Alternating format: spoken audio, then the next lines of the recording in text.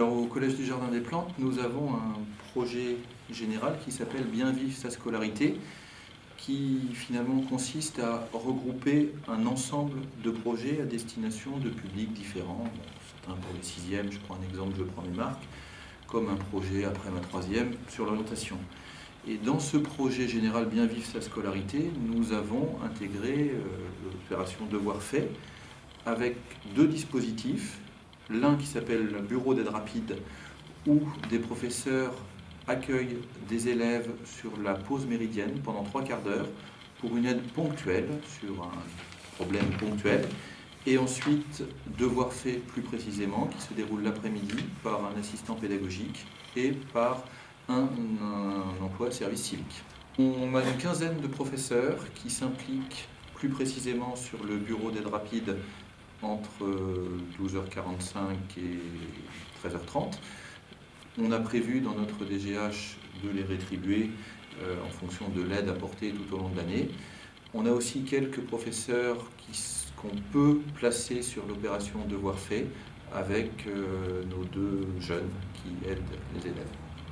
Très difficile, plus de la moitié des élèves du collège effectivement sur l'opération Devoir fait l'après-midi, où là on essaye de s'inscrire vraiment dans la loi, d'aller vers tous les élèves du collège. Sur le bureau d'aide rapide, je vais dire que c'est très variable suivant l'année. On a toujours une cinquantaine, 50-70 élèves par semaine en moyenne, le début de l'année étant moins attractif pour les élèves, la fin de l'année étant très attractive pour les troisièmes par exemple, où là vraiment on les aide. C'est vraiment variable tout au long de l'année, mais on a toujours un flux d'élèves, je dirais 60-70 élèves par semaine à peu près. Aussi. Moi, je suis partisan de la pédagogie cognitive, disons, vraiment d'encourager les élèves à pouvoir apprendre des choses à partir de les stimulations. Et ce que j'essaye de faire, c'est de montrer finalement qu'avoir des capacités, par exemple, comme les langues, c'est très important et que ça peut les épanouir, ça peut les enrichir. Les deux dispositifs Devoir fait reposent essentiellement sur le volontariat des élèves. Il est évident qu'il arrive notamment en milieu de trimestre que des professeurs principaux, voyant certains élèves en difficulté, avec des parents ou des élèves qui n'avaient pas forcément suscité dès le début de l'année la volonté de participer à l'aide aux devoirs, on a commencé je crois la semaine du 8 octobre il me semble, nous envoie des mails avec des élèves après concertation avec les parents. Jamais un professeur principal de sa propre initiative n'inscrira de force un élève, donc c'est avec un dialogue avec les familles, c'est avec un dialogue avec l'élève. On lui fait prendre conscience de ses difficultés.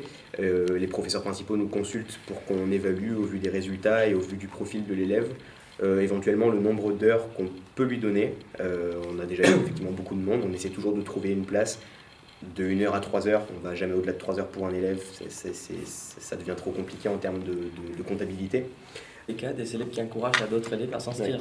Parce que c'est ce qui m'est arrivé il y a 2 semaines, parce qu'il y a plusieurs cinquièmes qui ont vu en fait qu'on pouvait les aider à avancer en maths, en espagnol, en anglais.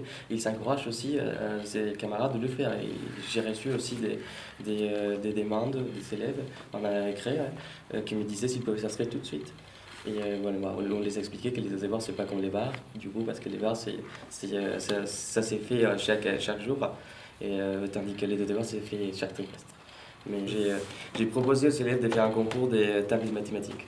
Et ce que je fais, c'est que une fois ils finissent de faire ces devoirs, ils vont essayer de remplir la table là, et je les chronomètre. Et du coup après, j'essaye de dire c'est qui les premiers. Et puis toute cette semaine, par exemple, Nio, il a remporté les concours parce que Nio, il l'a fait dans 3 minutes. Tandis que voilà. On leur demande de savoir ce qu'ils ont à faire et de prévoir leur matériel en conséquence en arrivant à l'aide aux devoirs. Évidemment, ce sont des sixièmes, des cinquièmes, des quatrièmes, des troisièmes. On essaie de les tirer vers le plus d'autonomie possible. Et l'autonomie, ça passe par organiser son travail personnel et aussi par hiérarchiser. Il arrive des fois qu'en 1 heure, ils n'aient pas le temps de faire tous leurs devoirs. Donc c'est à eux aussi de privilégier la matière dans laquelle ils ont peut-être le plus de difficultés. Ou en tout cas la matière dans laquelle on peut leur apporter le plus d'aide. Donc moi, le français et la littérature par ma formation, Diego l'espagnol et puis aussi la formation littéraire. Donc voilà, on essaye de faire en sorte que, quelque part aussi, de briser l'espèce de monotonie que peut représenter le devoir, le systématisme du devoir à faire tous les soirs, en leur proposant des façons de faire ou des façons d'apprendre, des façons de comprendre, qui sortent un peu des sentiers battus.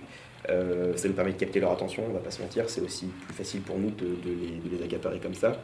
Et on a aussi une fiche de suivi dans laquelle on rentre à la fin de chaque séance des appréciations, notamment les appréciations positives, c'est-à-dire qu'on n'a aucun intérêt évidemment s'il y a des problèmes de discipline importants, on tient la vie scolaire au courant, mais voilà, surtout un suivi d'encouragement qu'on transmet aux professeurs principaux avant les conseils de classe. Donc je suis en train de travailler là-dessus en ce moment pour que les professeurs principaux puissent avoir aussi ces éléments-là à leur disposition quand on aborde le cas de tel ou tel élève pendant les conseils de classe.